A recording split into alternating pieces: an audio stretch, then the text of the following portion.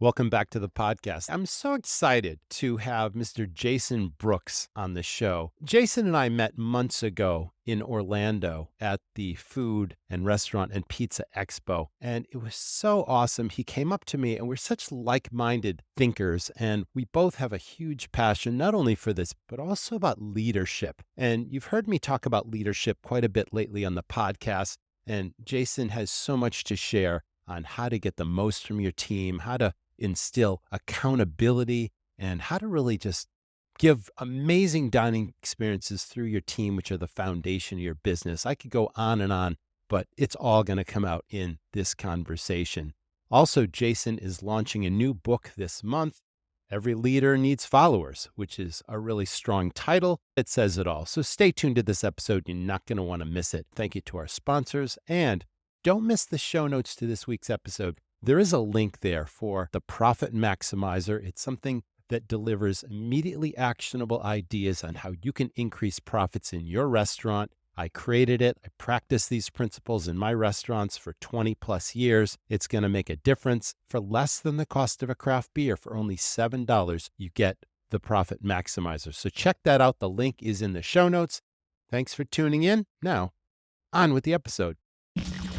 You're tuned in to the Restaurant Rockstars Podcast. Powerful ideas to rock your restaurant. Here's your host, Roger Bodwin.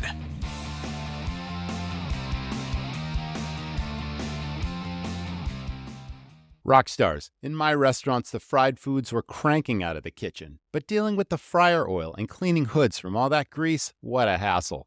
Not only the high cost, but the mess of changing and recycling oil, scheduling cleanings. You've got more important things to run a great restaurant. That's where Restaurant Technologies comes in. They serve 40,000 restaurant and hospitality customers in 41 major markets across the U.S. They handle everything end-to-end, from delivering, filtering, monitoring, collecting, and recycling your waste cooking oil. No more mess, safety hazards, workers' comp claims, or fried food quality issues. Plus, this frees up your labor and the cost to work on what matters, putting out the best food. Restaurant Technologies also eliminates the need for scheduling third-party hood cleanings. AutoMist can reduce the risk of fire with automated hood and flue cleaning, hassle-free. Restaurant Technologies customers can save 10 to 15% on their insurance premiums and even get bonuses for any new customer referrals. Control the kitchen chaos with Restaurant Technologies. Go to rti-inc.com or call 866-399-3639 to get started today.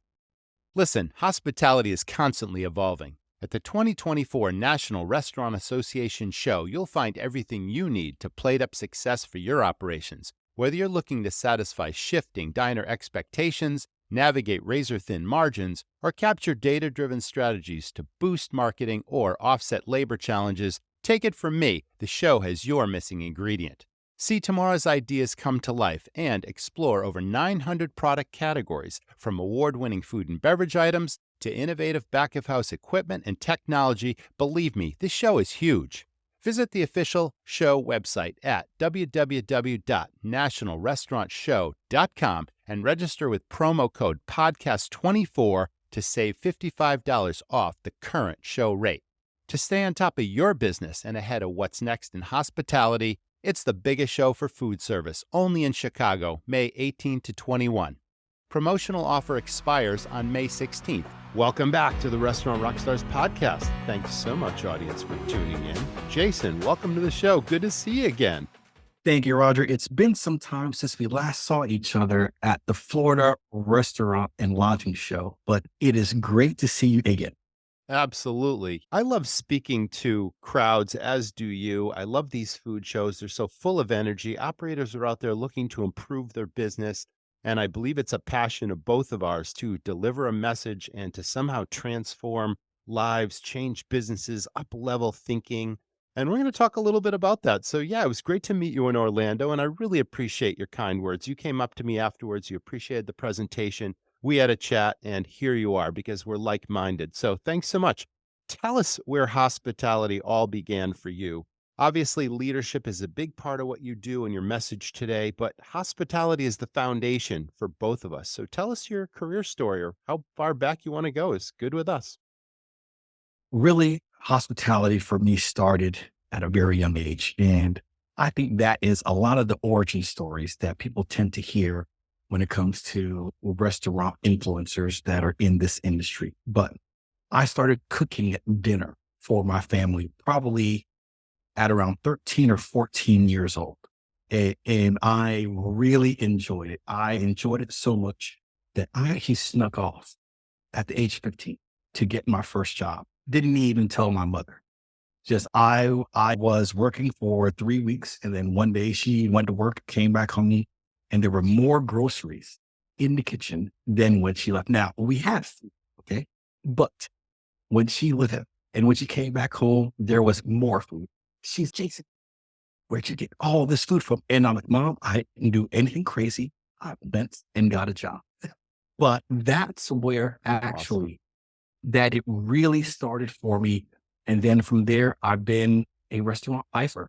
And just like yourself, I consider myself a hospitalitarian, someone that believes that no matter the industry, hospitality is at the core of who we are and what. Absolutely. Everyone has their own definition of what that word means, and it is very foundational to guest experiences, to building teams within restaurants and hospitality endeavors. What is that definition? Do you have your own definition of hospitality? Hospitality in the many forms that we both heard it, the one that resonates the most with me is whenever customers can come into your building and be able to keep contact with each other without that contact being broken. Meaning, two friends haven't seen each other in years. They walk into the parking lot, they both pull up, they get out the cars, shake hands, hug, long time no see. They walk into the front door, they walk up to the host stand, they are already having conversation. They pause for a brief moment because they are hosted, they are greeted by the host. They're walking to their table, they're still holding that conversation. They have a seat. It's like they haven't broken one day, but they haven't seen each other in years. They're able to order their food, keep the conversation going, pay their check, walk out, and they have caught up on so much. To me, that's hospitality. Where we fail is when those same two people pull up. They look at the parking lot and there's trash. And instead of a greet, they're talking about, man, this place looks pretty dirty. They get to the host stand, they start their conversation. There's no one waiting there. So they keep talking, but then they have to pause. Is there anyone working at the host stand? Then they finally get greeted by the host, yada, yada, yada. But there's so many breaks in between what should be happening. That to me is the lack of hospitality. Wow, you're absolutely right. And now we're talking about impressions. And every restaurant, literally every business, delivers hundreds of impressions while you're on the premises. And it's up to every member of the team that interacts with a guest. And even those in the back of house are creating impressions through the food. But right now we're talking about what people see and experience when they walk through the door, or even in the parking lot, like you said. And it's often so important to take a step back, train your staff to see what the guest sees and fix things, empower them to fix things before the guest sees what's broken. And now we're talking about a very foundational element of hospitality. It's more than just the interaction with the host at the counter, which is very important. But when the host isn't there, that's a pet peeve for guests.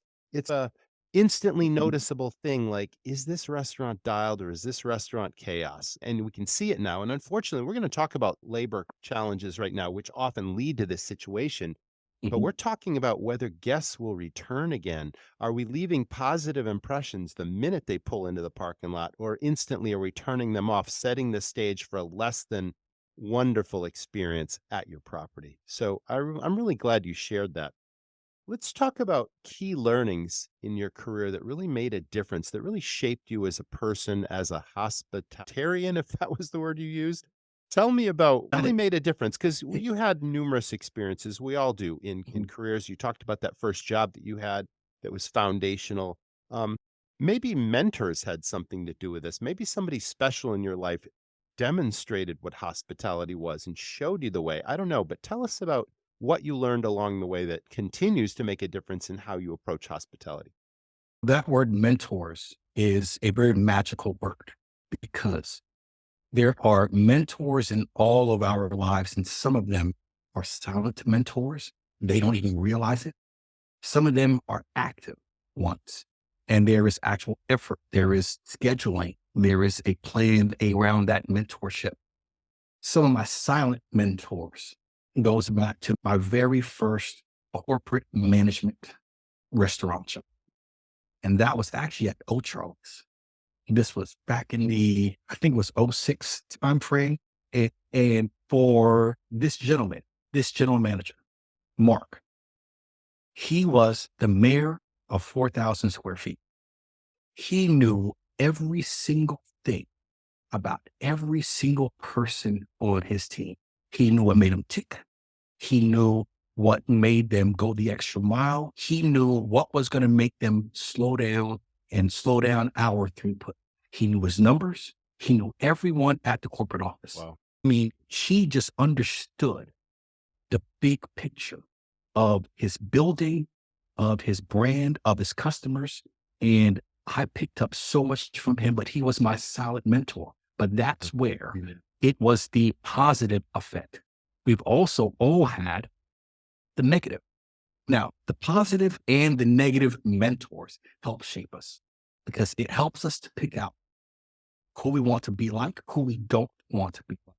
We can have that third person view of watching that negative mentor interact with someone in a negative way. And we know that's exactly what I'm not going to be like.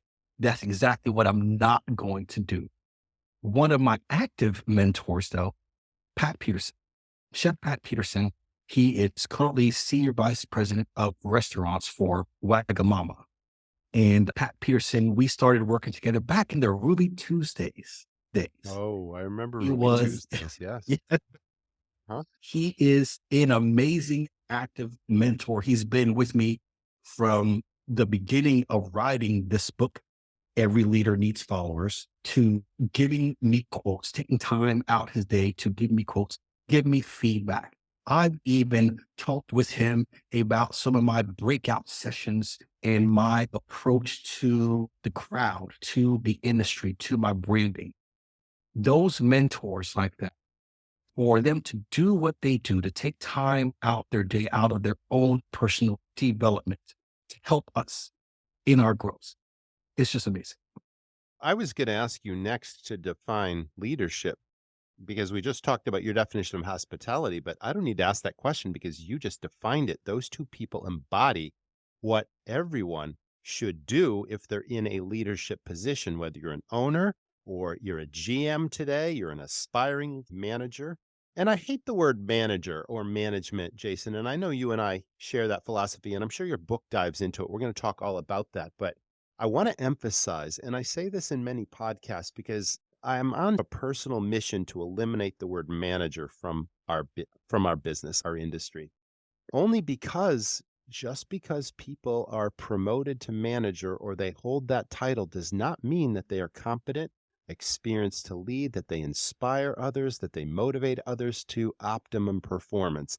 And I think that's the definition of leadership. And what you just described, those people in your life are the embodiment of what I hope everyone in this position, whether owner or leader, aspires to and becomes. And it's a journey. It's not a destination. It's what we learn along the way. But that embodies exactly what we're going to talk about.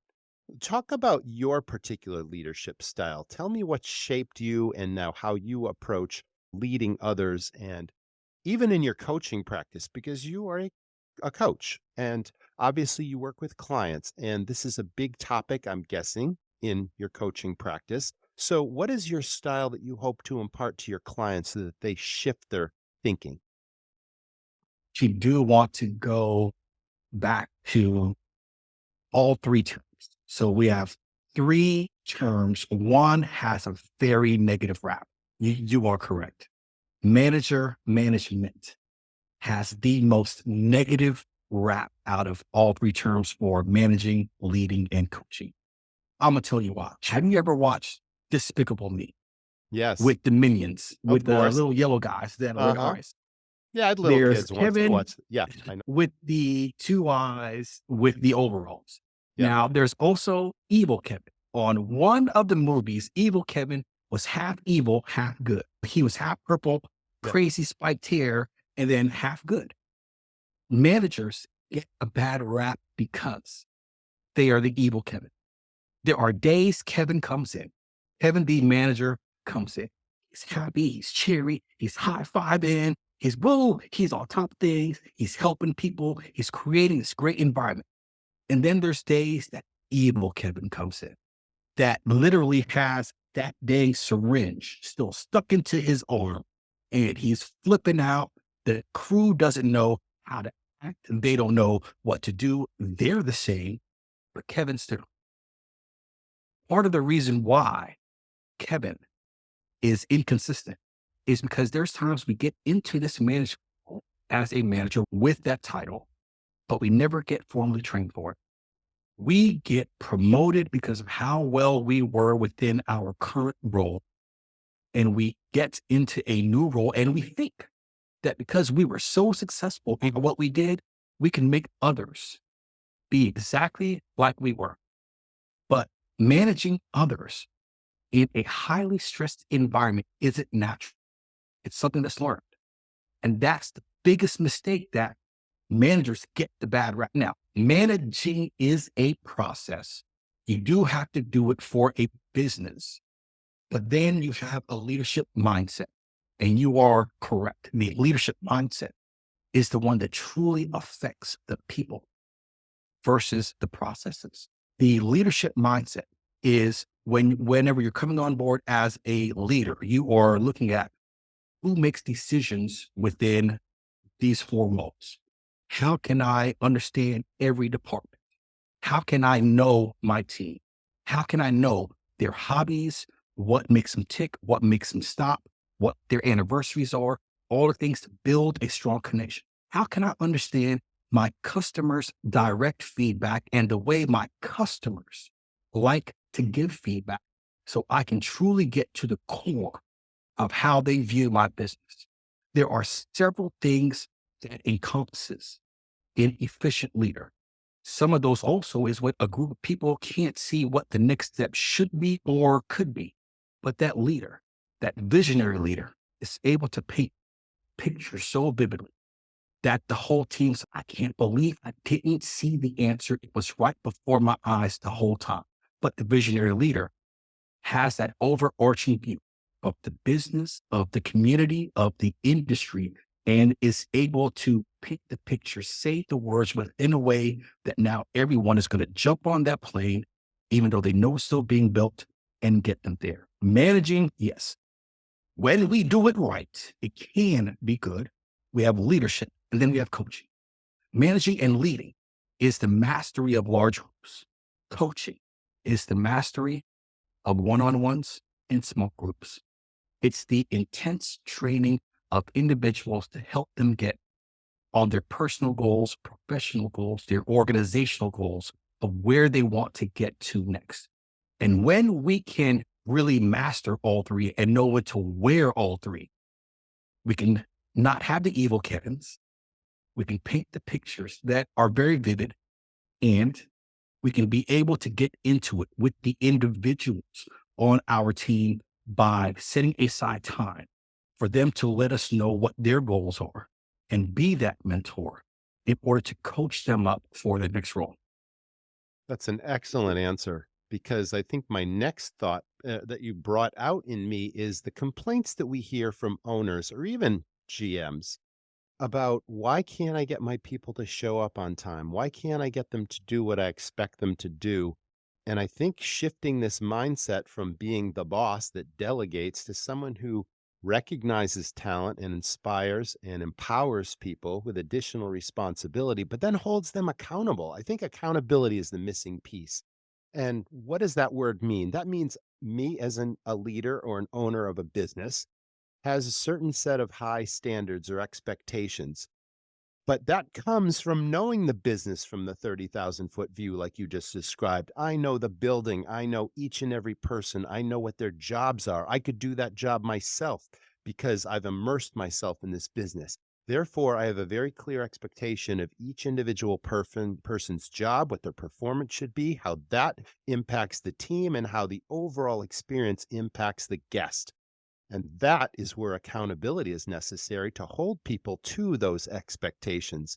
And I see a lot of owners missing that piece. A lot of, I'm going to use the word leader, but they need to develop that leadership mindset, that leadership skill. And I think the missing piece that I see so often, I ask questions when I coach people is, do you have accurate job descriptions that give you a template to that job? And when your team understand what those responsibilities are, what they need to bring to the table to be successful, whenever that deviates sideways, therein lies the critique, not the criticism. And I've always been successful. Let's go back to that boss equation really quickly, because a boss is going to delegate, tell people what to do. And then when the performance falls short, they wonder why. It's because they didn't lead. They didn't make someone accountable, understand the expectation, and immediately rectify it. And not tell somebody, get back out there and do it right. A critique is, what can you do to get your performance back on track? I noticed that you agreed you could do this, but you're doing that. And therein lies the missing accountability. Have you seen that in Yes. coaching practice? Yes, because what happens is the owner and the manager end up using the term accountability wrong. If you ask you. most people, almost in any industry, what is accountability? They use it at the very last D minus before the fail of that person. That's me firing someone because they didn't do X, Y, Z. That is incorrect. Accountability is what you just described. How consistent were you from the interview to the training, to the delegation, to the daily interaction of what the job role is and what success looks like and what it doesn't? How consistent were you? Because that is accountability. It isn't waiting till the very end of now they've called out for the third time. Their sales are down. They have 15,000 recooks on a Friday night. So now I got to hold them accountable. No, that's called failing them Yes. because just because we did not be consistent of holding them accountable from day zero, not just day one. You're absolutely correct. We failed them. They did not fail us. And not everyone fits in every organization. And if you build the company culture that people believe in and that they understand and that they feel comfortable in, that's a key too. So I think this is a perfect segue to, how do you suggest or advise your clients on company culture? Because again, if we were to think of ourselves as the boss, there might be a mission statement hanging on the wall that nobody pays attention to and no one practices and no one cares. But a culture is organic and it's authentic. And if you were to query like a handful of people on your team, front and back of house, and ask them, what do you think the culture is? I think you'd get a common thread of an answer of how people feel about working in this business and how they enjoy working together. That's really culture. And that's something that needs to be nurtured and developed, not necessarily rammed down people's throats, but organically created. Tell us your thoughts on how do you achieve company culture in any organization, but restaurants specifically?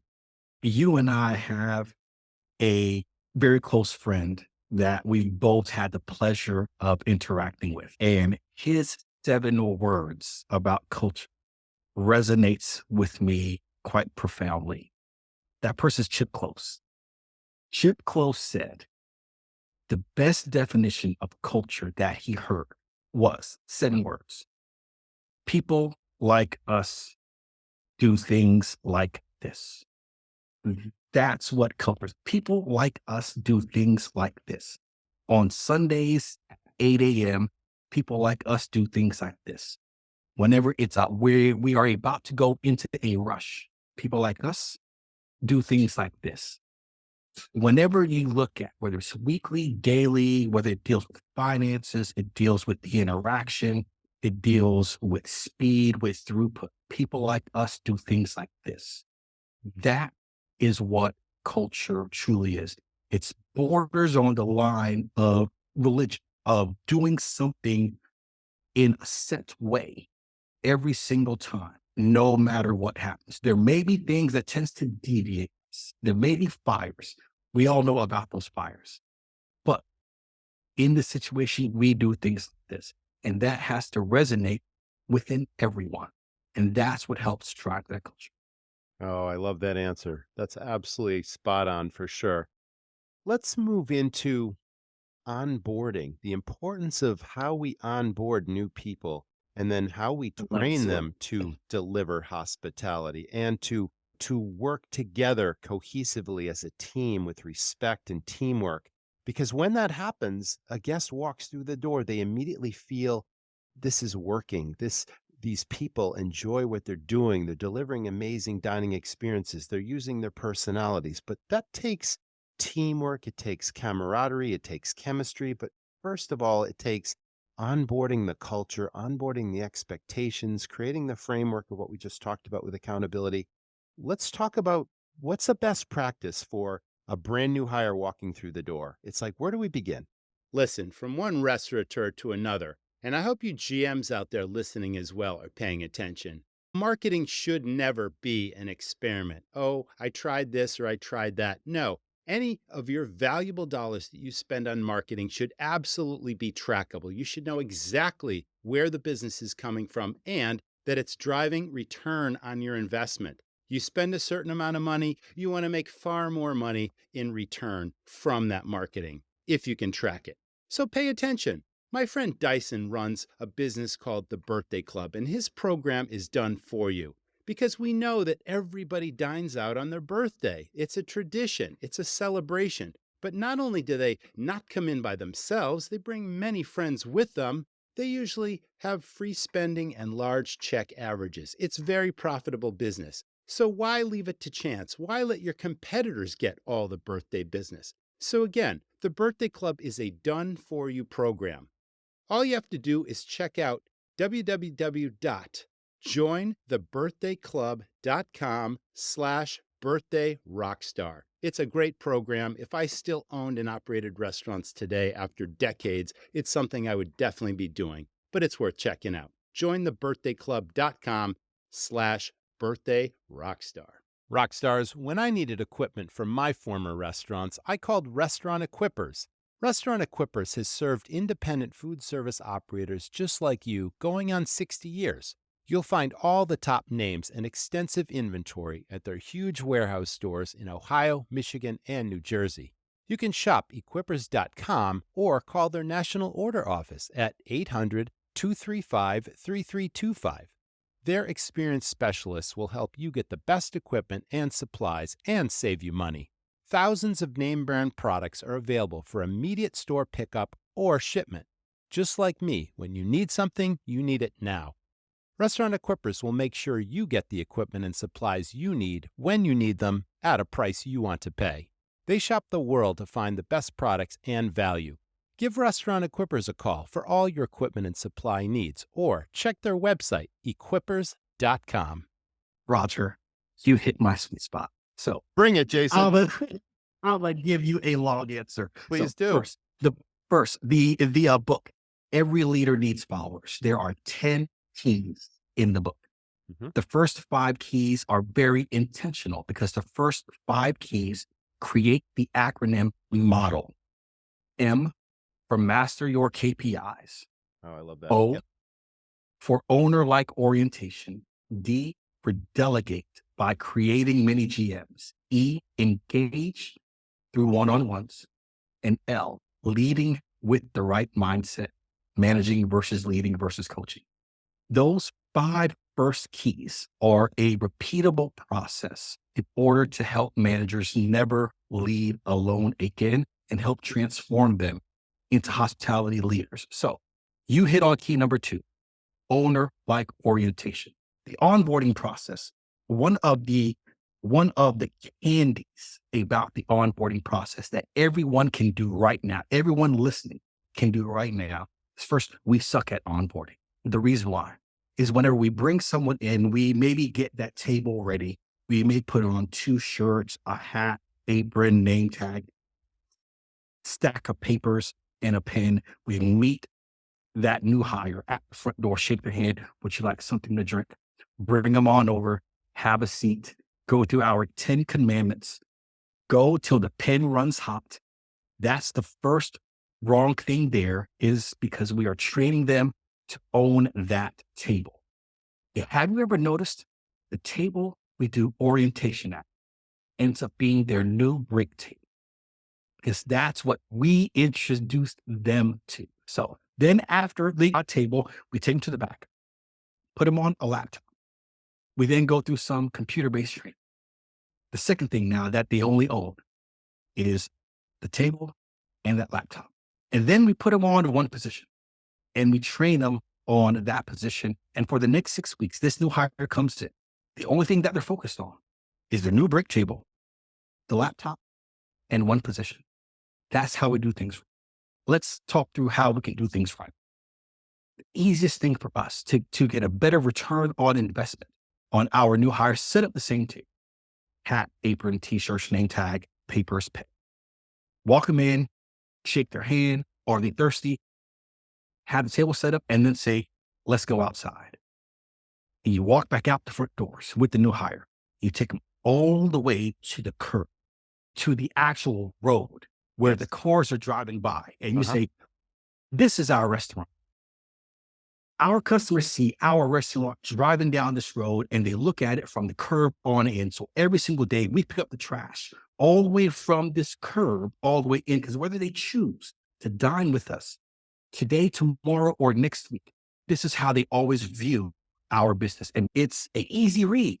It's an easy read. And I say that because it was written in a sense for managers that need to shift into leaders. They have less time these days. We know this. The more technology, DoorDash and Uber, iPads and geo marketing, geo fencing, the more things we build onto our business because we have to, because we can't be the last industry to implement things, the more our managers have to do. So how could I create a book that's a short read for them to be able to get the info that they need? So when you look through the book, each key, not chapter, each key has 3 sections. First section, main course. The main course, pun intended, is the meat of that topic. It's written short, but it still goes right to the tactile of what you have to do. The second part of each key is called the takeaway. The takeaway is 3 to 5 chapters. An even shorter read. If you already read the main course, it's 6 weeks later, you want to go back and get a high level view, just read the takeaway, 3 to 5 chapters. And then the third piece of every key is called the angle. The angle is quotes from people that I've had the blessing to work beside that's given different angles about that topic. Best practices from people who've made a difference in other people's lives. Wow, you've tied it all together there. How do our audience get the book when it launches on the 18th? Where can they find it? They will find it on Amazon. Right now, it is the Kindle version, but on the 18th, paperback hardcover will be available, but it's more than just a book launch. On the 18th, what I also wanted to do was not just make it a memoir about Jason, not just wanted to be a tactile book. I wanted to also give back. This industry that you and I both love has given me 30 amazing years within this industry. I've found and did research on a nonprofit that your readers, that your listeners probably know of, called Giving Kitchen. Giving Kitchen helps food service workers in crisis. And their story of how they started in 2012, Jen and Ryan Heidinger, and Brian had terminal cancer, and their community in Atlanta rallied so hard. They only wanted to raise $15,000 to $20,000. They raised $300,000 in one night. Yeah. One night. Wow. In order to give back to someone that's given so much. That started Giving Kitchen, for Giving Kitchen to now help food service workers that may not have insurance, that may have sick kids, that may be late or on their mortgage, that may just need mental health help because our industry also has mental health challenges. Yes. This book, every book sold for the first 30 days, including pre-orders, helps to donate $30,000 to Giving Kitchen. My goal is to get this book into the hands of 10,000 food service workers, because Giving Kitchen helps food service workers in crisis. This book helps food service workers transform into hospitality leaders. That's so beautiful and so noble. And what an inspiring story that you just shared with us. Thanks so much. That means so much. And our audience, of course, when this book launches, it's going to be amazing. Jason Brooks is on Amazon. Check it out. And not only is it going to be an inspired read that sets out a roadmap to shifting to that leadership mindset, but also there's a give back and a beautiful piece. Thanks for what you're doing for this industry. That's fantastic. This is a great segue, Jason, to pandemic. And we hate to talk about it because obviously it devastated this industry. But even though we're out of the pandemic now, there are long lasting challenges that continue and pain points. Are you seeing operators that just have lost the passion that we're speaking of here and that they can't really shift their mindset to leading and to improving their operations because they're still shell shocked and we're still struggling with labor in many cases and inflation and all these things that just seem like an endless challenge that we need to overcome in order to rediscover that passion? What's your best advice to people that might be feeling that? And I'm not even going as deep as mental illness because you did touch on it. And yes, there's a lot of mental illness here, but I think some of these problems have contributed greatly to that challenge. What would you say to people that really have no choice? We own these restaurants. We have our life savings just totally involved in this, and we can't afford to lose, yet we can't seem to get past these hurdles.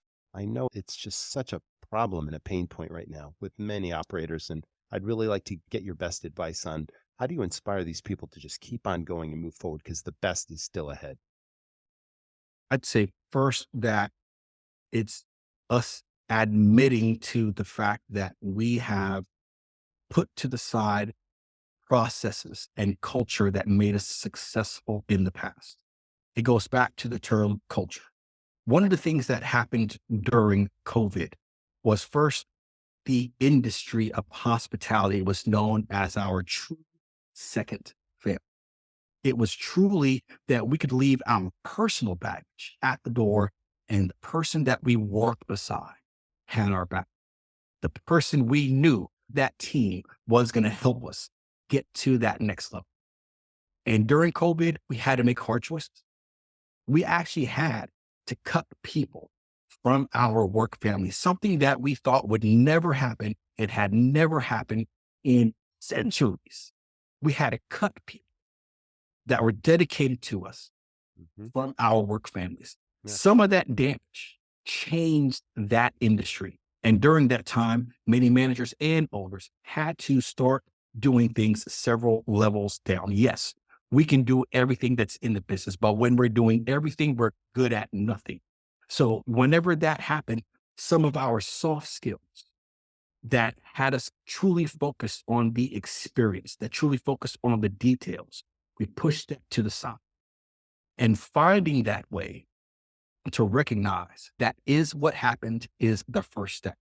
We have to realize that we actually put aside these soft skills to make our people better. Now, I'm not saying that it's all doom and gloom because we both know excellent restaurateurs and hotelers that are and are focused on not only raising back the hospitality and the standard, but raising it to a level that was pre-COVID days. The bar is really low right now, but we have to be very careful for a few reasons. One, because of inflation. Inflation has caused us to have to make changes within prices in order to not go under. Everyone understands that, from vehicles to gas to homes to food to restaurants. But if our experience for the customer isn't at the same level of the price that we're asking for, and we keep raising it, then that's when we get in trouble. And you and I are not the only ones having this conversation. This conversation is being had everywhere. So if we're not prepared overnight, the bar is right back up, and all of a sudden, our business is well behind, and we are really in the thick of things. So that's why we have to understand that soft skill, that delegation, that systematic process that once made us successful in the past. We have to figure that out. Coaching does help that. I'm a firm believer every hospitality manager should receive 6 months of coaching. I know it sounds strange. I know it sounds like that can't happen, but how we deal with people's emotion when it's connected to food, the coaching aspect helps those managers understand how it affects their team, the brand, and the customers, and can help us rebuild that excellence that is so sorely needed. Wow, I wholeheartedly agree with that. And now you're touching on, in my practice, in all the restaurants that I've come across in my long career, there is that mindset still of this is a cost. How could I afford to do that versus this an investment that's going to pay dividends down the road? And training is so important, and onboarding and mentoring and shadowing and all these things that, yes, they do have a cost up front, but they return exponentially, not only in terms of revenue, but in terms of guest satisfaction, guest experience, and repeat business. There's the lifetime value of a customer. If we deliver amazing experiences to our guests, then we suddenly become their loyal place that they go to over and over again. And they share our praises on social media and online reviews, and they tell their friends. And you can't see that, and you can't necessarily measure that, but you have to know that if you can deliver these type of experiences, you're going to reap the rewards. But that takes that upfront investment in training, onboarding, even cross-training people. And when we're in the thick of this labor shortage, if you can take the time now to cross-train people so that they can do multiple jobs when someone isn't there or you lose somebody, now somebody is more versatile and they can jump in. And that'll save your bacon more times than not. So I love that you talked about investment versus cost. And that's a great approach. That's tremendous. Wow. We've covered so much today, Jason. Are we missing anything? Anything else you want to share? I'm sure your listeners want the lucky lottery number, but we're going to keep it to ourselves for right now. We won't share that maybe on a different podcast. Oh, we all want to know that, right? We all want to know that. Lucky lottery number. If you got the crystal ball, good for you. That's fantastic. Jason, I can't tell you how much I've enjoyed having you on the show and reconnecting with Same you here, Rob. since Orlando. And I know our paths are going to cross again. And we'll Yes. probably see each other at that show and perhaps others. That was the Restaurant Rockstars podcast. Thank you so much, audience, for tuning in. We had so much to share today that I know that you're going to execute in your businesses. I wish you the best of success. Stay well, and please stay tuned to our next episode. Thanks also to the sponsors this week. See you again. I got to tell you, it really pains me to see restaurants fail. And it pains me just as much to see restaurants with shrinking margins, with rising costs, and being tied to their business 24/7 because they can't afford to pay what I call a leader or someone to help them run their business. And that is so important today, working on your business versus in the business. I travel the country. I've coached lots of restaurants. I speak to lots of different restaurant people, and I hear the same thing. Why don't my staff respond to what I expect them to do? Why do they not show up for shifts? Why am I not making any money, even though I have a busy restaurant? What can I do about marketing? It's like, what's proven? Now, these are all very logical questions, but the answer really is having a system or a series of systems where all of these things are dialed. I've spent 23 years starting restaurants and operating them to success. I've been in this business for 30 years, and the Academy is everything I've learned about these systems and running a business, not running a restaurant. What are these foundational systems? Cost controls and maximizing profit, knowing your prime costs, knowing what your sweet spot for inventory, food, beverage, and labor costs. These are really, really important things. More importantly, it's about costing out your menu so that you know exactly how much it costs you to serve every dish to every guest. That's the finance piece of the Academy. We have something called Sales Stars, which trains everyone, whether you've got a full-serve sit-down restaurant or you've got a fast casual, quick-serve, or food truck. It trains anyone who interacts with a guest every day to recognize opportunity, to have product and restaurant knowledge, to make friends with your customers, and to make suggestions that we all know the guest will enjoy and appreciate. That doubles and triples check averages. That's a system in the academy. There's a marketing section that is not about an experiment. It's not about throwing thousands of dollars out the window hoping something will work. These are proven ideas that I used in all of my restaurants that cost very little money, but they proved to have ROI. Best of all, they were trackable. I knew exactly where this business was coming from, and it delivered ROI, or return on investment. Even if you're starting a very first restaurant, this is everything you need to know to literally start your business, open the doors to that business, put the systems in place, and run it profitably and successfully. So now, the Academy also includes 25 free memberships for anyone on your team so that you can say, hey, go to the finance section and learn this, put this in place, and I'll give you an incentive for doing so. Help you run your business. It's about creating a real brand and running a business. And everything I'm talking about is in the Academy. So check it out at restaurantrockstars.com. Thanks so much for listening. We'll see you in the next episode. Thanks for listening to the Restaurant Rockstars Podcast. For lots of great resources, head over to restaurantrockstars.com. See you next time.